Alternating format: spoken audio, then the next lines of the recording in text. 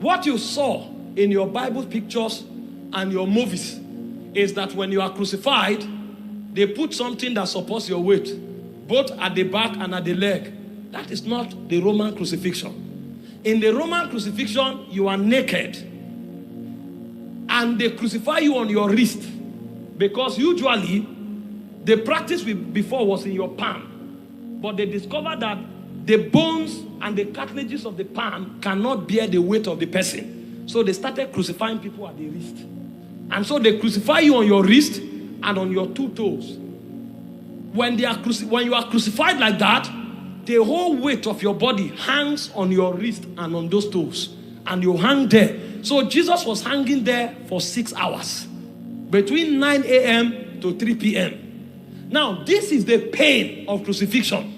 It's not just the sorrow of the weight you feel. Usually, that weight is called excruciating pain. The word excruciating was derived from the word crucifixion. Cruciate is from cruci, and cruci is cross. Because they have never imagined that kind of pain before. Only when the technology of crucifixion was brought in was that allowed. Now, when you are hanging on the cross, usually your weight hangs down.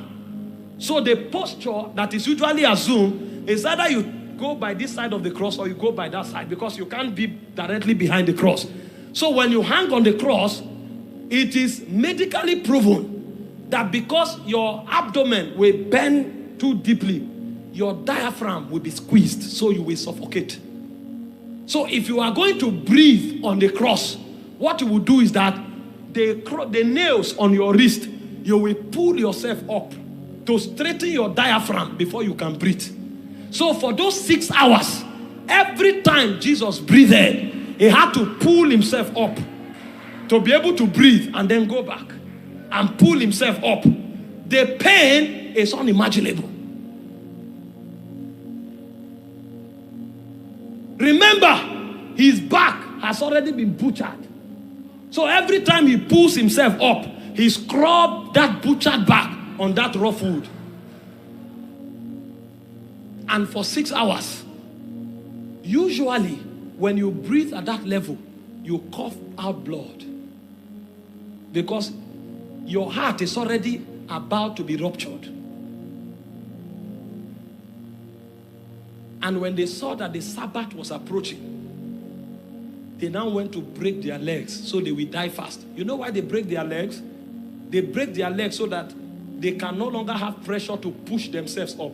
So when they break your leg and you can't push yourself up, you will hang and then you will suffocate and die. So it was a gruesome technology of killing you through mutilation. When they came to break Jesus' leg, they discovered he was already dead.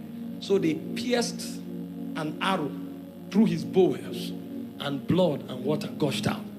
The scientists that did the research said because Jesus was already dead before they pierced that stuff, that arrow, it means he died of cardiac rupture.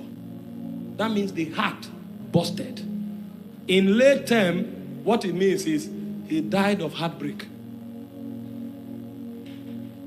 You remember before he died, he said, Eloi, Eloi, lama sabachthani.